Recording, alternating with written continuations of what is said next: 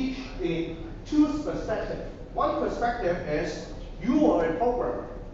What is the service that you receive from the file system interface? Okay? And this is part one.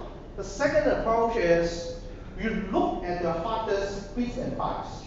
Okay? How you structure the bits and bytes, how to set up the indexing strategy so that you can look for a particular block in a very block means a set of data. Then you can look for it in a fast way, organize it so that you won't lose track of something.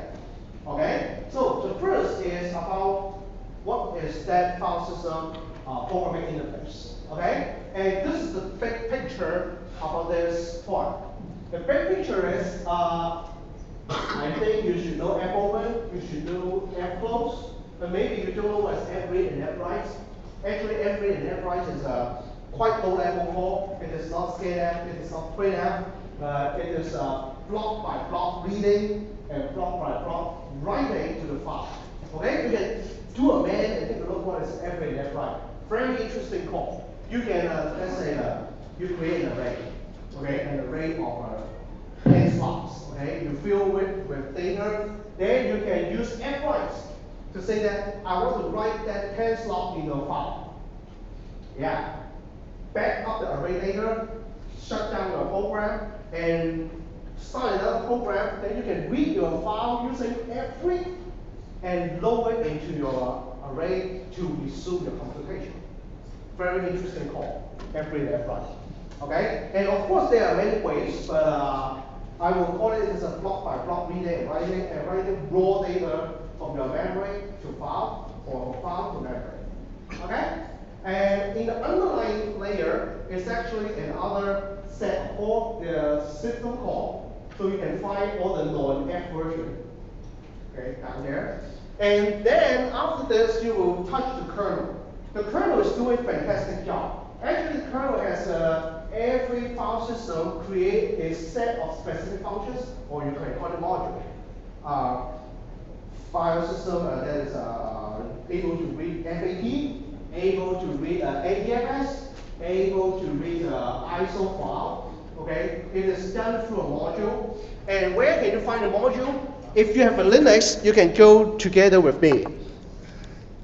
If you have a Linux. Okay? This is not my Linux. Let me try whether I can go inside. You can go to /library, /modules. Okay? And there are two directories. The two directory means the kernel you are using. So I don't care. I just go to one of it. Maybe I use our VM. Okay, our VM is standardized place. Okay, so let me zoom in. So you can cd /library /modules. Okay, so you've got only one directory in your VM. Then there is a set of things that you don't care. Let's go down to the kernel. ls. Can you find fs? Fs is file system. So go to the file system. ls. Every directory is a subsystem. Okay? So take a look. Inside Linux, so many subsystems it support. It supports something that you never heard of. What is what is that? It's 9P? I don't know what it is. Any idea? JMS, I know JMS, I know FAT, I know fields, I know HFS. How many of you know HFS? HFS plus. No one knows? Yeah. I just want to ask what is your machine, okay? Your machine is using HFS plus. Okay? So all the subsystems are here. Okay? Delete them. Yeah, you cannot put up any machines. Okay? They are all the subsystems. Don't delete it. Okay? Yeah, you're welcome to do it when you graduate or you pass this course. Okay? So wait for a moment. I go back to my slides. Okay? So then we will teach about this area. And how to construct this area. We won't touch it. Okay? I don't want to set up an assignment and saying that, I define a new file system, implement it. Yeah, yeah. Even in elite class, I will only tell them to use some special tricks to do it. Okay, but here the course is introductory. If we have an advanced OS version, we will teach that, but we don't. So keep in your mind that there are some people, even including me, before taking an OS course, I don't know what is the separation of OS and MS. Okay? And actually, MS is not even OS. Now, when you look at Linux, you find that there are so many supported file systems. So the OS is to support MSs, not just one. So MS is more than one. Okay? And this is quite critical, right? If you understand this concept. And another thing is, remember this, a storage device doesn't mean an FS. Okay? So think of your hard disk. Your hard disk is actually containing many partitions. Okay? And every partition is actually a new FS. Okay? Yeah, you can have how many of you is dual booting? Dual booting your machines. You towards your OS that you're dual booting. Windows and Ubuntu. Okay? So how many of you is using boot camp? It is only one. Okay, so Windows and Mac. Okay. Yeah. Why not Linux and Mac? Yeah, Windows are okay. Yeah. So you have this particular choices. It's up to you. But you can take a look at your storage device. Actually, you are dissecting the space so that one storage device support multiple file systems. Okay, one partition is one file system. Later on, we will understand how to define it as a file system. But remember, it's just a container. Even your USB support multiple file systems, but no one uses it. I mean, no one will do it. Okay. So remember this. And now we will come to one boring start. So what is a boring start? So these two guys, what are these two guys? Do you know? Yeah, they are not cartoons. Okay. This is Pigeon, this is Linux, the cat at the top, okay? This guy, GNU Loon, okay, is actually using this as a mascot. So these two guys actually, they don't need to work together. And what is the representation? This represents the system call. This guy represents the library call. The GNU C library define all the library call. And this guy define all the system call. So they have some bridging mechanism there, okay? And the bridging mechanism we can explain by looking at this diagram. Now this diagram is actually explaining many things, okay? And this diagram, later on we'll extend this diagram a little bit in order to explain two things, okay? I give you these two things and you ask your friends or ask yourself, okay, these two things is question number one. Can you reset a system? Like you have a boot up system, you suddenly remove the pop-up. Everybody tell you it is a no-no. Don't do it. Why? Yeah, no one knows. I know that there is some time that people say that they remove the pop-up, or I read somebody very interesting. I should say interesting. For that guy, it's not interesting. Let's say this is his laptop. Okay, you know, Lenovo sucks. The clip of that battery usually is getting loose, and in one day while it's doing the coding, it's suddenly boom.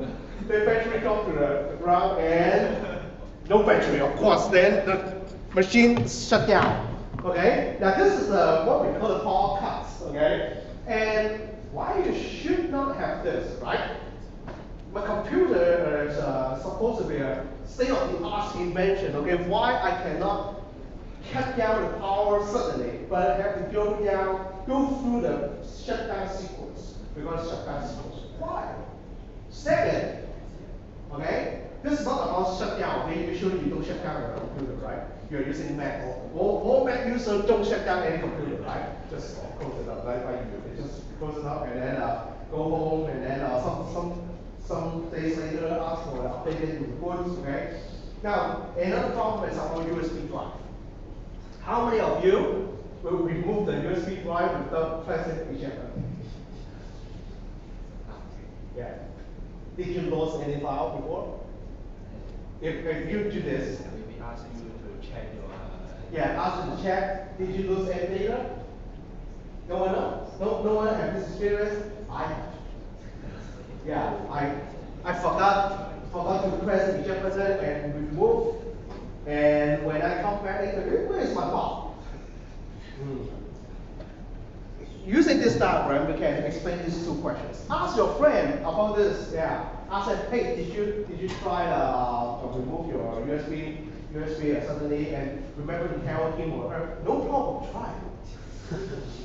I tried it, okay? And some people even tell me that I think that those guys are cheating me, okay? Those guys tell me that, oh, I tried it and the USB get corrupted. The corrupted means that you cannot plug in again, and when you plug in again, you cannot be read, and so on and so forth. Okay? And this diagram later on we will grow, and I can give you a hint. I will grow this diagram to this version. Okay, to this version. This version is the key to understand and also explain the previous two questions that I asked. Okay, so this is the key. It's page 31. The two questions I repeat: the power cuts as well as the USB drive removal. Okay, can be explained by the same diagram. All right. So this is our starting point. Our starting point is about the kernel. The kernel, I already tell you that inside the process we have a file descriptor array, and the array is to point to the location that we go to location. The data that you point to a real file structure. Okay, and inside this structure is actually a path to go through when you try to open the file. Let's say you are inside the root direction. Okay, you open a file and it will go through some specific functions. In your root directory, usually in Linux it is example. In Mac it is HFS plus. In Windows it's NTFS. So it will go through different functions, and those functions is to serve your hard disk. Okay, because every function tells you that how and where to find the data. Then when you find the data, because it's just open. Why open has to queue your hard disk? You have to check whether the file exists, right? What are the permissions? Okay? So that you can open it successfully. Then after this, let's say I found the target. I found a target and the target can be opened. I got a permission. Then I will go to create a file structure inside the kernel and relate this file structure to this file descriptor array. And in our assignment 1, you are using the dupe system call and open system call. And the return value is this number. Actually, this number. And in GNU C library, okay, you are using FOpen, right? It's actually, oh, sorry, what happened here? Undo. Hey, come on, Mac sucks, huh? Okay, so yeah, I don't know what happened. So actually, you're calling FOpen, it's the same calling open, but after you call open, you get the return value number 3. That return value number 3 is actually hidden somewhere. It's hidden inside the structure we call the file structure. Okay? And think about it for a while. Huh? You call FOpen, right? What is the data type that you pass? I mean, not pass. After FOpen, you use something to receive your return value, right? What is that type? File pointer, right?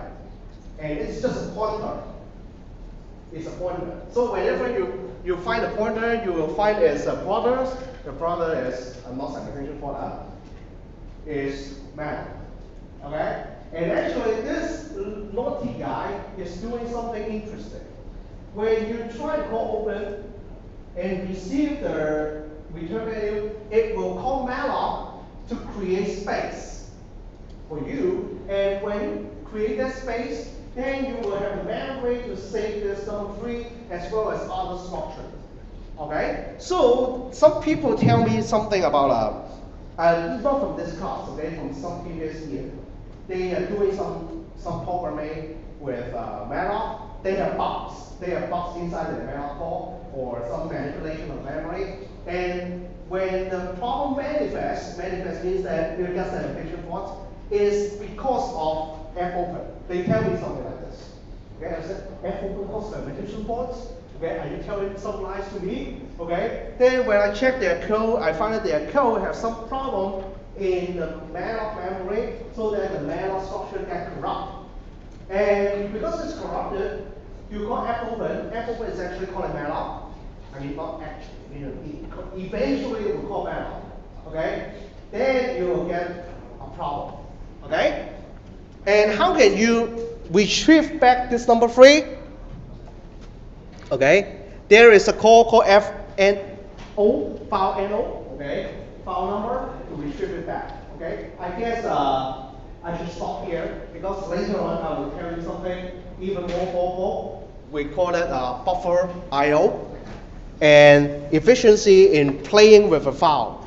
Okay, so next time, remember Monday we have a deadline.